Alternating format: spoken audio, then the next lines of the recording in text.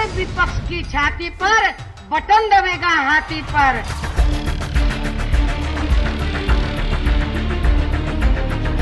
हमारे लिए दोनों पार्टी एक नागनाथ है तो इधर सांपनाथ बैठे। बीजेपी को केंद्र में सत्ता में आने से रोकना बहुत जरूरी है। दोस्तों नमस्कार, स्वागत है आपका द रेड पॉलिटिक्स में। आज बात करेंगे बीएसपी के अध्यक्ष और दलितों के संरक्षण की कस्में खाने वाली बहन कुमारी मायावती पर। आखिर वे राजनीति में मौन क्यों है? अगर मौन रहना ही है तो बीएसपी के अध्यक्ष पद पर क्यों बनी हुई है? इसी सिलसिले में हमारे साथ जुड़ गए हैं पॉलिटिक्स के जानकार, डिफेंस के जानकार और कानून के जानकार मिस्टर राजेंद्र मलिक। सर, आपका बहुत बहुत स्वागत है। प्रशांत जी, आपको भी आपका बहुत बहुत धन्यवाद कि आपने मुझे अपने चैनल पे बुलाया और मेरे विचार सुनने के लिए आपको अपने वक्त निकाला। सर, आपको पता ही है, हम सीधे सवाल पे बात करते हैं जी। आज हमारा टॉपिक मायावती जी को लेकर है जी। सर, आप मुझे सबसे पहले ये बताइए, काशीराम ने मायावती को ही बहुजनों का अध्यक्ष क्यों चुना?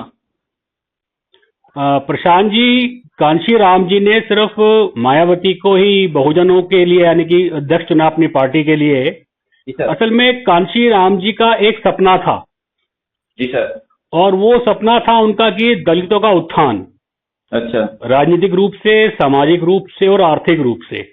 जी सर। और मायावती, अगर आप देखा जाए, उस वक्त अपने यानी कि समाज के हिसाब से अच्छी पढ़ी लिखी थी, मेहनती थी और कर्मठ थी। जी सर। और ऐसे परिवार से आती थी कि मतलब जो काफी मेहनती लोग थे। जी सर। तो शुरू में मायावती ने थोड़ा उनके साथ काम भी किया, तो उनको लगा कि भाई जो मायावती है ये उनके सपने को साकार रूप दे सकती है। जी सर। तो इसलिए उन्होंने इस सब बातों को देखते हुए उन्होंने मायावती को चुना कि भाई ये जरूर एक दिन जो है दलितों का उत्थान करेगी, और उन्होंने उन्हें अध्यक्ष बनाया। सर, जब मायावती राजनीति में आई जी, तो वो दलितों को सच में ही बदलना चाहती थी। जी। लेकिन जैसे जैसे वो राजनीति में उनके समय बीतता गया जी, उन्होंने सबसे पहले अब खुद को बदलना सोचा, ना कि दलितों को। जी। सर, इस पे आपने विचार दो। प्रशांत जी, मैं इसमें आपको बताना चाहूंगा कि आप देखिए कि 1995 में जब गेस्ट हाउस कांड हुआ था। जी सर। उस वक्त सपा सरकार थी उत्तर प्रदेश में। जी सर। और उसके बाद जो है यहाँ पे राष्ट्रपति शासन लगाया गया था। जी सर। और उपचुनाव हुए थे जिसमें कि बहन मायावती जो आज की तारीख में जो बसपा की हैं या अध्यक्ष जो भी हैं, जी सर, तो इनको जो है मुख्यमंत्री बनने का अवसर मिला क्योंकि इनको लोगों ने सपोर्ट किया। जी सर। सपोर्ट में इनके जो है आपकी कांग्रेस भी थी, भाजपा भी थी और ये खुद इनकी पार्टी थी। जी सर। तो उस वक्त तो इनका उद्देश्य था, देखो, दलितों का उत्थान। जी सर। तो धीरे धीरे क्या हुआ कि दलित पार्टी से अब इनकी फिर बन गई दौलत पार्टी। ये दलित को भूल गई और इनको सिर्फ दौलत याद आने लगी। जी सर। और यही कारण रहा कि इनको दलित जब भूलती चली गई और दौलत इनको याद आती चली गई। आप एक आंकड़ा देखिए प्रशांत जी। जी सर। कि 2007 में इनकी पूर्ण बहुमत से सरकार आई थी। जी सर। उत्तर प्रदेश में। जी। उस वक्त इनके पास 206 सीट आई थी। जी सर। और अब आप देखिए 2022 में जी सर। इनके पास 1 सीट है विधानसभा में। जी सर। तो ये ऐसा क्यों हुआ? क्योंकि ये दलित से दौलत की तरफ चली गई। ठीक है। और कहाँ 206 और कहाँ खाली 1। जी सर। तो जब दलित से दौलत में चली गई तो फिर तो पार्टी का, प्रशांत जी, यही हश्र होने वाला था। अच्छा सर, जब मायावती जी पूरी तरह से पार्टी में सक्रिय थी, राजनीति में सक्रिय थी जी, तो वे माइक पे दौड़ती थी सर। जी, उनका मैं आपको एक नारा बताऊंगा जी। विपक्ष की छाती पर, बटन दबेगा हाथी पर। जी। और अब 2025 है जी। आया, मुझे लग रहा कि हाथी तो मायावती जी ने मिट्टी में मिला दिया। जी। एक संघर्षी महिला के सर क्या कारण रह गए? वो हाथ पे हाथ धर के बैठी है, तमाशा देख रही है। जी, जी, ये आपका बड़ा अच्छा सवाल है प्रशांत जी। क्या कारण है सर? देखिए, मायावती जो है 4 बार मुख्यमंत्री बनी उत्तर प्रदेश में। जी सर। और 2007 में जब इनके पास में 206 सीटें आई थी, फिर 2012 में इन पे खाली 84 या 86 सीट रह गई थी। जी सर। इनका जब ये 2007 में मुख्यमंत्री बनी पूर्ण बहुमत के साथ, तो इनको कुछ ऐसा लगने लगा था कि ये तो प्रधानमंत्री ही बन जाएंगी।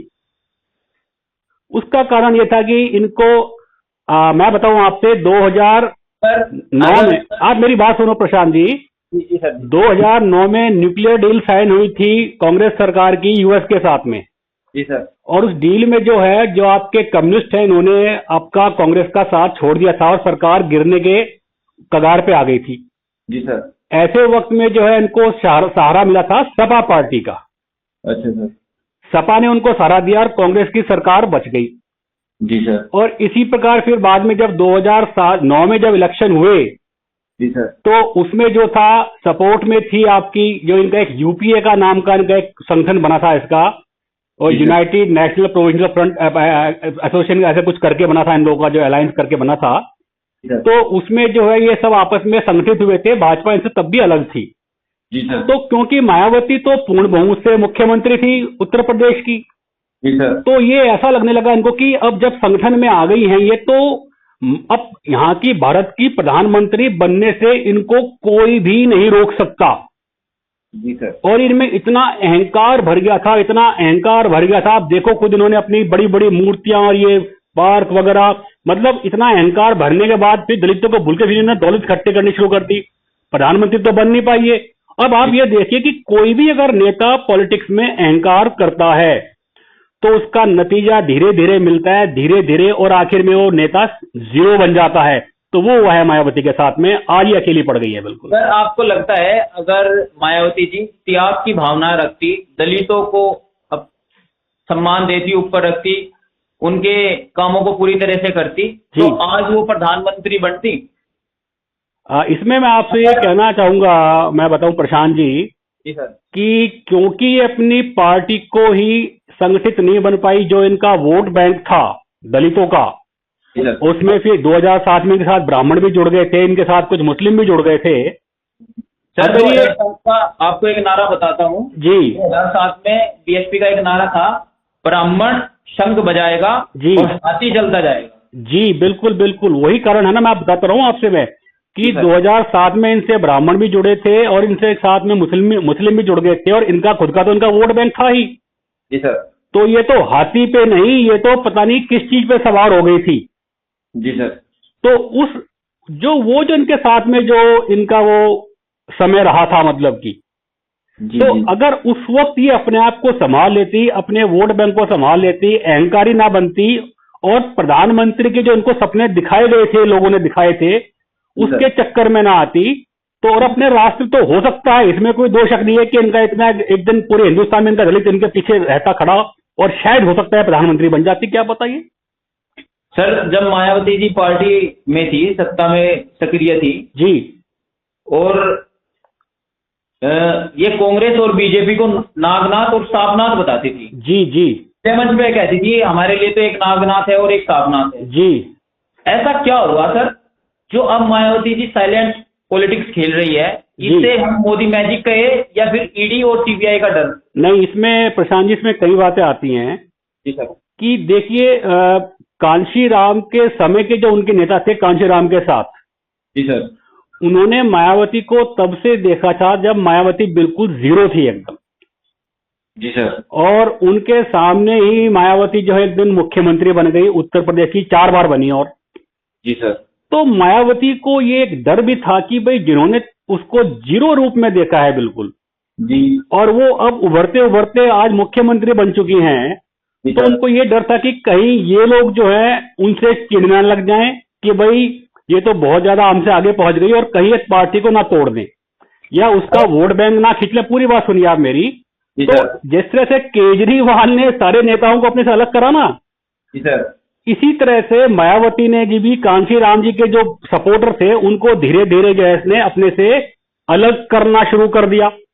जी सर। तो सबसे पहला कारण तो देखो ये रहा सर। कई आरोप भी लगते हैं कि ये पैसे दे के टिकट देती है। वही मैं आपसे कह रहा हूँ ना, उसी पॉइंट पे आगे आ रहा हूँ मैं आपके सामने।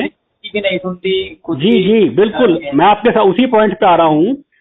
और क्योंकि जब ये दलित से दौलत की तरफ मुड़ना इन्होंने शुरू करा, जी सर, तो जो लोग इनकी पार्टी में थे, जो इनके नेतागण थे, उन सबको एक शिकायत थी कि भाई करोड़ों रुपए में टिकट देती है तब हमें टिकट मिलता है। जी सर। और तो और मायावती की सभा में सब लोग फर्श पे बैठा करते थे और मायावती ऊपर सिंहासन पे बैठा करती थी। जी सर। और इसमें कोई दो राय नहीं है, 4 बार मुख्यमंत्री अपने काल में इन्होंने इतनी दौलत जोड़ ली थी नंबर 2 तरीके से, तो इनको ईडी का और सीबीआई का तो इन्हें डर बिल्कुल दिखाया ही गया, और नतीजा आज आपके सामने है, बिल्कुल देखिए आप। तो सर क्या अब भी सीबीआई और ईडी के डर से ये चुप है? आज की तारीख में तो अब इनके साथ कोई जनाधार ही नहीं है, तो अब तो अगर ये कुछ बोलेंगी भी तो उसका कोई मतलब ही नहीं है। जो इनका वोट, ये उनका कोर वोट बैंक था, आज इनके पास वो भी नहीं बचा है, तो ये अगर बोलेंगी तो किसके लिए बोलेंगी और क्या बोलेंगी? सीधी सी बात तो ये है। अच्छा, कभी अपने भाई को बनाती हैं अध्यक्ष, कभी अपने भतीजे को, कभी दोनों को उठा देती हैं, तो इनके मन में अभी भी डर है कि भाई तेरी कुर्सी अगर छिन गई तो तुझे तो कोई मरने के बाद भी कोई नहीं पूछेगा। तो एक ये डर रहेगा। आज की तारीख में जो थोड़ा बहुत इनका वोट बैंक बचा था, देखो दलितों का बहुत सा बड़ा एक हिस्सा जो है बीजेपी ने अपनी तरफ खींच लिया था।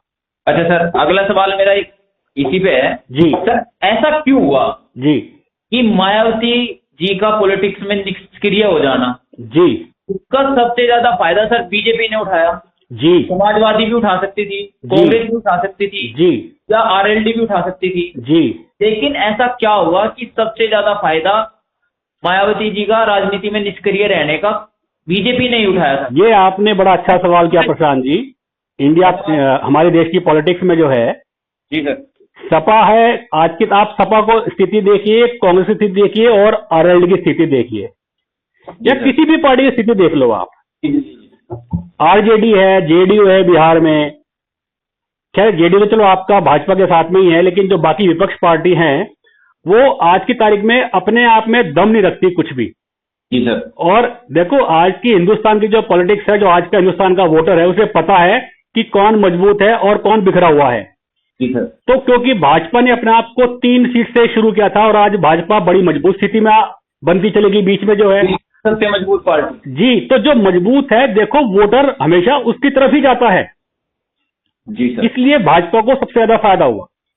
अच्छा, और भाजपा की नीति भी देखो आप, इन्होंने दलितों के लिए ऐसा बात नहीं, दलितों को इन्होंने जब कोरोना हुआ था देखिए आप, किसी को इन्होंने भूखा नहीं मरने दिया, हर घर में चूल्हा गया, हर घर में खाना गया, इन्होंने उनकी सहायता करी। तो भाजपा ने दलितों के पीछे मेहनत भी करी है और उसका नतीजा ये हुआ, पार्टी मजबूत थी, कुछ इन्होंने साथ दिया और मायावती का लगभग 80% से 90% इन्होंने वोट तोड़ लिया। जी।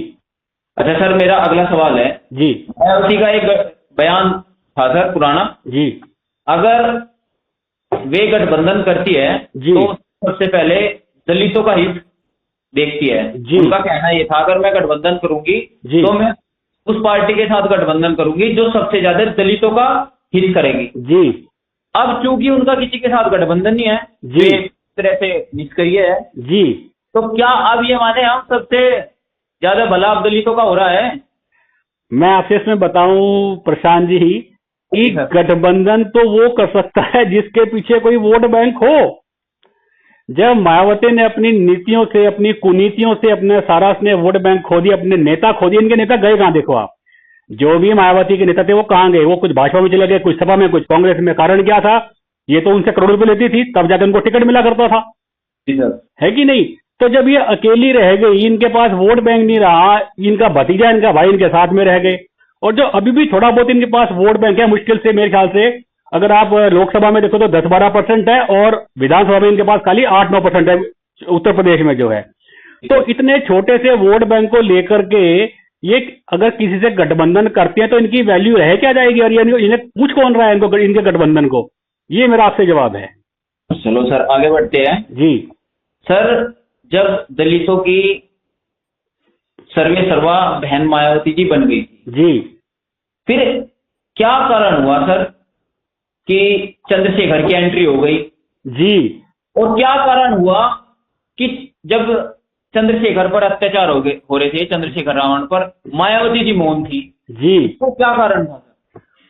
देखिए प्रशांत जी, एक चंद्रशेखर पॉलिटिक्स में आए, उनको ऐसा लगा कि जो ये जो दलितों का जो शेड्यूल्ड कास्ट का जो पूरा वोट बैंक था, यहाँ पे वैक्यूम क्रिएट हो गया है। जी सर। और उन्होंने सोचा कि यार जब वैक्यूम क्रिएट हो गया है तो मैं इसका मौके का फायदा उठाऊं और मैं मायावती का स्थान ले लूं। जी सर। और ये बात तो मायावती को भी समझ में आ गई थी कि ये जो है, जो मेरा वोट बैंक था, अगर ये मेरा स्थान ले लेता है और मैंने इसको अगर सपोर्ट किसी तरह से भी कर दिया तो जीते जी छोड़ो, वही वजह जाते की बात, मरने के बाद भी मायावती का कोई नाम नहीं लेगा, क्योंकि चंद्रशेखर ऐसा नेता नहीं लगा उनको भी कि भाई कोई उत्थान कर देगा ये। और अगर उसको सपोर्ट कर देती, सर नाम तो उसी का ही लेगा ना जी, जो काम करेगा किसी के लिए। मैं वही तो आपसे कह रहा हूं ना प्रशांत जी कि देखिए, ये जो पार्टियां हैं, सपा है, आपकी कांग्रेस है, इनमें आप एक बात देखिए, जैसे आपका आरजेडी हो गई, इनको हमेशा डर रहता है कि कोई हमारे परिवार के ऊपर ना करके बैठ जाए। और वो डर, वही डर है जो इन लोगों को धीरे धीरे भाजपा को मजबूत बना रहा है और इन लोगों को कमजोर बना रहा है। और मायावती ने देखो शादी नहीं कर रखी, इसके आगे पीछे भी कोई नहीं है, तो उसको तो ये लगा कि भाई अगर तूने इसको सपोर्ट कर दिया तो ये तो बिल्कुल सर्वे सर्वा बन जाएगा और तू बन जाएगी बिल्कुल जीरो। हालांकि आज वो जीरो ही है, लेकिन फिर भी एक मन में डर होता है कि अभी भी मेरे पास कुछ है, और अगर चंद्रशेखर को सपोर्ट करते उन पर कुछ भी नहीं रहेगा। इस तरह से तो काशीराम जी भी सोच सकते थे, अगर मैंने मायावती जी को सर्वे बना दिया, मेरा नाम लेने वाला कोई नहीं रहेगा। बिल्कुल, आप बिल्कुल ठीक कह रहे हैं। आप कोई सी भी पार्टी देखिए, सब काशीराम जी का नाम लेती है सर। वही तो उन्होंने ऐसी क्या छाप छोड़ दी जो मायावती जी नहीं छोड़ पा रही। देखिए, कांशीराम को किसी प्रकार का लालच नहीं था जी सर, वो उनके विचार वाकई में दलितों के उत्थान के लिए थे, लेकिन मायावती जो है उनके दिमाग में जो दलित तो थे पहले, लेकिन दलित फिर बाद में वो स्पेलिंग बदल गई, फिर वो दौलत बनती चली गई। ये सबसे बड़ा आपसे कारण बताऊं मैं। और आप खुद ही समझ लीजिए कि एक ऐसे परिवार से उठी हुई एक औरत, लड़की, जिनके यहाँ पे खाली भैंसों के तबेले हुआ करते थे, वो कितने 1000-100 करोड़ रुपए की मालकिन बन गई। तो कैसे बन गई वो? ये सब दौलत का ही कारण था, और ये कमजोरी भी बन गई इन लोगों की जो है, इसलिए पार्टी इनकी खत्म हो गई। जी अगला सवाल है मेरा सर। जी सर, जब दलितों के हितैषी काशीराम जी ने मायावती को चुना जी, फिर लाइमलाइट में सर चंद्रशेखर रावण ने एक पार्टी खड़ी कर दी, दलितों के आज हीरो की तरह उन्हें देखा जाता है जी, ठीक है ना। और सबसे बड़ी बात सर, मायावती के होते हुए उन्होंने अपनी एक अलग पार्टी का स्थान बना लिया, और आज के टाइम में कोई माने या ना माने, लेकिन मैं मानता हूं वो दलितों का हीरो है। क्योंकि अगर पूरे भारत में कहीं भी दलितों पर अत्याचार होते हैं तो सबसे पहले चंद्रशेखर रावण जी जाते हैं।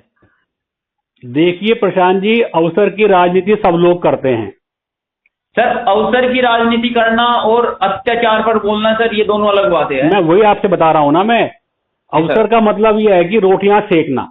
जी सर। अभी ये नगीना से आपके लोकसभा के एमपी हैं, ये आपके चंद्रशेखर जो हैं। जी सर। एक ही सीट लेकर के आए, खाली क्या बात है? अगर इतना पूरे हिंदुस्तान में इतना इनका दबदबा है तो एक ही सीट पे खाली संतुष्ट रहेगा, ये क्या, इसका कारण क्या रहा? एक लड़का बिल्कुल मीडियम क्लास, जमीन से उठा हुआ, किसी का कोई सपोर्ट नहीं जी, अगर वो मेरे हिसाब से एक भी सीट लेता है तो बहुत बड़ी बात है सर। नहीं, मैंने आपकी बात मानी जी सर। एक सीट वो लेके आया, उसने अपने क्षेत्र में काम करा जी सर। अपने क्षेत्र में काम करके उसने लोगों को दिखाया मैं काम कर सकता हूँ।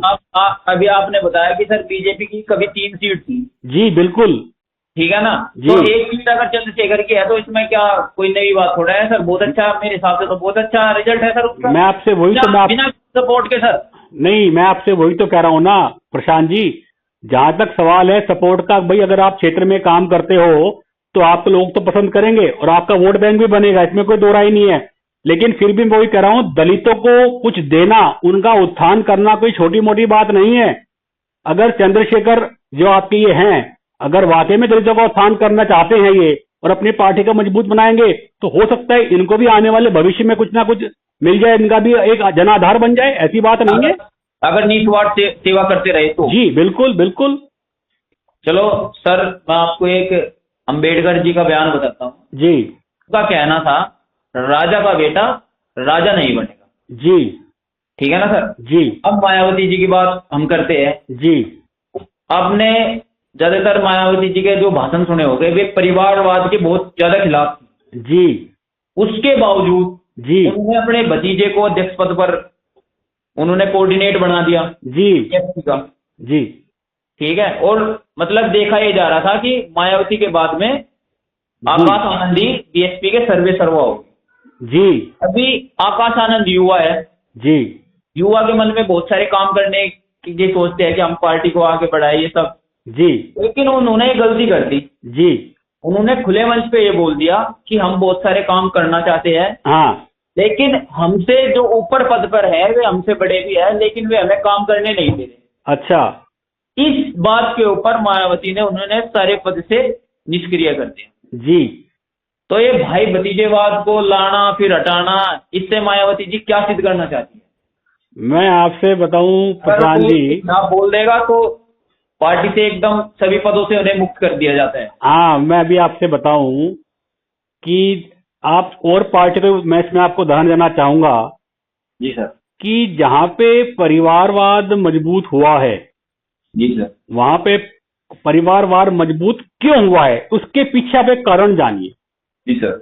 उसके पीछे कारण था कि हम अपने परिवार को मजबूत बनाएं और अधिक से अधिक सीटें जीते और अधिक से अधिक जो भी पद बनते हैं हम उन्हें अपने परिवार के बीच में रखें। उससे फायदा ये होगा कि जो दौलत बन रही है, जो पैसा बन रहा है, वो परिवार के बीच में ही रहेगा। तो मायावती ने तो इतना पैसा कमाया है कि पूछो ही मत। तो ऐसा तो है नहीं कि भाई पूरे हिंदुस्तान में कोई दलित में ऐसा कोई, यानी कि इतना कोई ज्ञान ही नहीं है कि जो इस पार्टी का अध्यक्ष बन सकता था मायावती के बाद में। लेकिन डर किस बात का था? डर उसी बात का था कि जो आपने पैसा कमाया है और जो आपकी नीतियां हैं पैसा कमाने की, अगर आप किसी और को अध्यक्ष बनाते हैं तो शायद उसके खिलाफ जाए या इसमें वो भागीदारी बन जाए। और क्योंकि मायावती की तो कोई औलाद ही नहीं है। जी सर। ना इनका विवाह हुआ है। जी सर।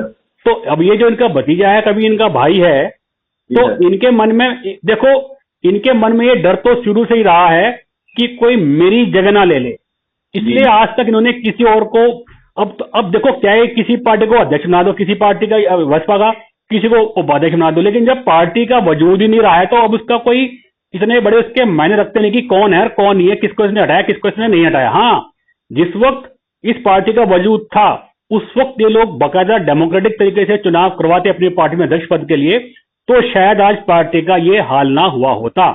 अब तो इनके मन में डर इतना बैठ गया है, इतने निष्क्रिय हो चुकी हैं कि भाई अगर मैंने इनको अध्यक्ष या इनको पार्टी इनको सौंप दी, हालांकि पार्टी नाम की कोई चीज है नहीं, लेकिन डर खाली पैसे का है, बस डर अपने वजूद का है खाली, बस कि उस पे कहीं कोई सेंध ना मार दे या इनका कोई सगाई क्यों ना हो।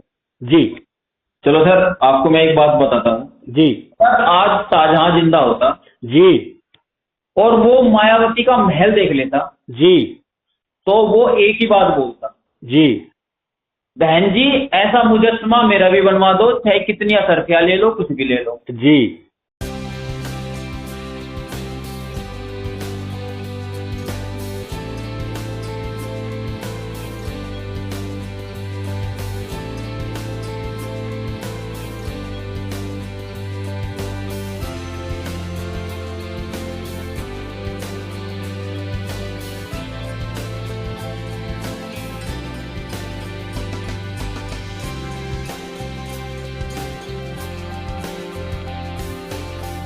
आपने अगर इनका घर, इनका महल अगर आप देख लो जी, लाल पत्थरों से बना हुआ, विशालकाय हाथी घोड़े, बुद्ध की प्रतिमा, जी। एक विशालकाय महल है जी वहीं दूसरी ओर आप दलितों के घर, आपको पता ही होगा कैसे है। जी, ठीक है ना? अगर इनसे सवाल पूछा जाता है आपने दलितों के घर ना बनाकर खुद का महल बना दिया, तो इनका जवाब ये होता है कि मुझे मेरी पार्टी के लोगों ने मुझे ये घर दिया है। जी। अगर उन्हें कोई इतना बड़ा घर दे रहा या इतना बड़ा पैसे लगा के उन्हें घर बनवा रहा, तो मायावती जी ये भी कह सकती थी कि हर एक कैंडिडेट एक दलित का घर बना दे, पक्का घर। जी।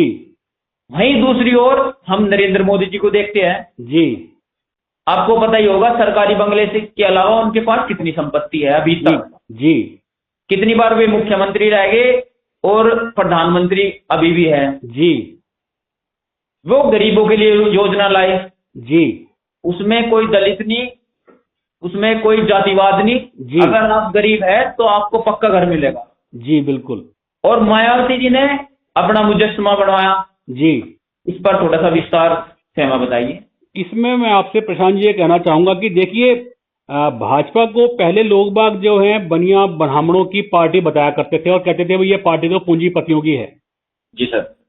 तो इनको ये अपनी एक छवि तोड़नी थी कि भाई हम पूंजीपति की नहीं, ये बनिया ब्राह्मणों की पार्टी नहीं, हम सर्व लोगों के यानी कि उसके लिए कामना करेंगे, सबका भला हो, हम सबके लिए हमारी पार्टी है।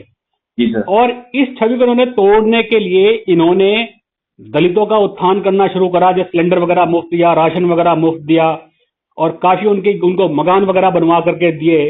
अब इसके उलट मायावती पे आ जाइए आप। पूरे देश में शौचालय दे दिया। जी बिल्कुल।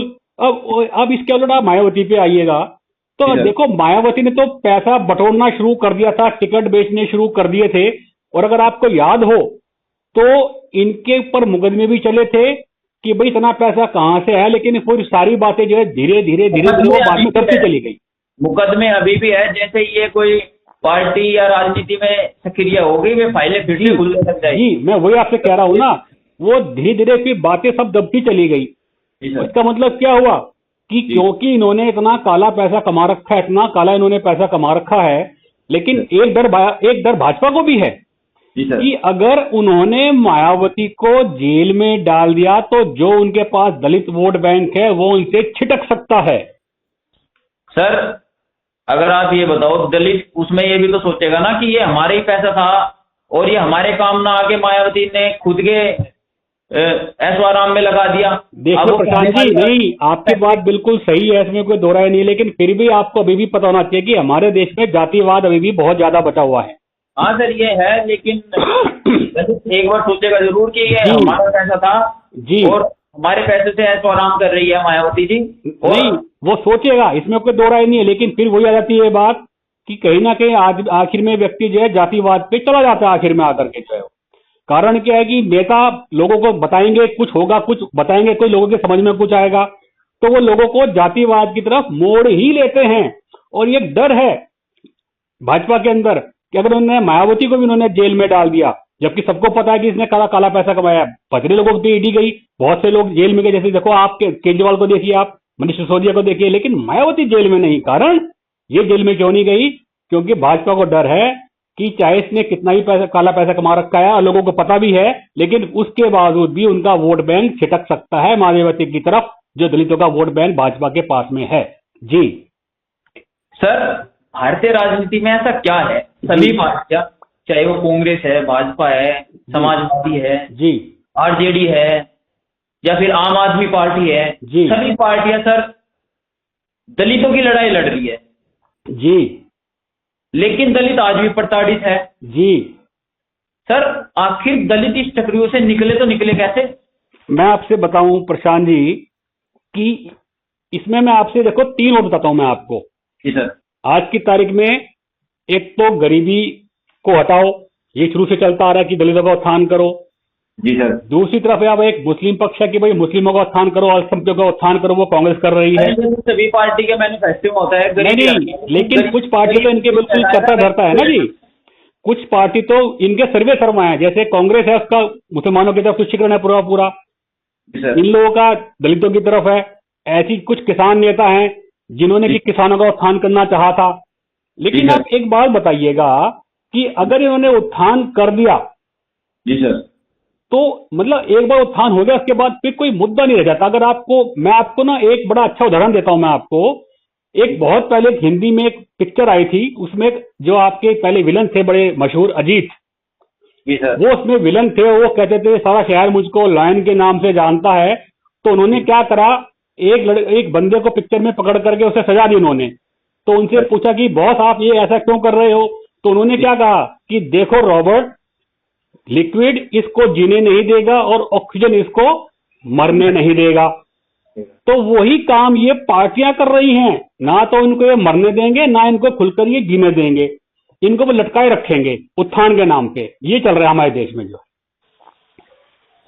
सर, अभी जैसे 2027 में जी उत्तर प्रदेश में विधानसभा के चुनाव है जी, और बीएसपी बिल्कुल निष्क्रिय है। जी सभी पार्टी वेट कर रही कि बीएसपी किसके साथ गठबंधन करेगी। जी, और आपको पुराना रिजल्ट पता ही होगा, बीएसपी ने जिसके साथ गठबंधन करा वही हारा, उसे धोखा ही मिला। जी। तो आपके हिसाब से कौन सी पार्टी बीएसपी के साथ गठबंधन करके जीत सकती है? देखिए प्रशांत जी, या फिर गठबंधन हराने के लिए होगा और बीजेपी को जिताने के लिए होगा? इनके पास में 8-9% का वोट है खाली उत्तर प्रदेश में। जी सर। और पता नहीं कि 2027 तक वो भी रहेगा या नहीं रहेगा, इसका भी कोई भरोसा नहीं है। जी सर। तो जहां तक सवाल है गठबंधन का, तो गठबंधन करने की स्थिति में ये लोग नहीं है। ये किसी भी यानी कि गठबंधन होता है शर्तों के ऊपर, और वो इनकी स्थिति नहीं है। तो जहां तक इनके गठबंधन का सवाल है, हो सकता है किससे गठबंधन करे, लेकिन उसका कोई भी ज्यादा अंतर पड़ने वाला नहीं है किसी भी इलेक्शन के ऊपर। मेरा तो दोस्तों माफ़ी चाहेंगे, कुछ टेक्निकल इशू की वजह से आवाज़ चली गई थी। ये थे हमारे साथ मिस्टर राजेंद्र मलिक, जो हर पॉलिटिकल मुद्दे पर बेबाकी से बोलते हैं।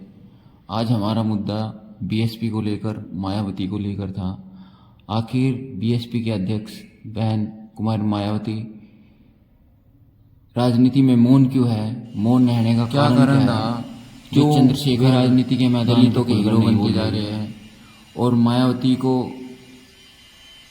दलितों का संरक्षण कहा जाता था, लेकिन वो दलितों के मुद्दे को न उठाकर खुद के मुद्दे में ही सिमट कर रह गई। आज हमने इसी सिलसिले में बात करी।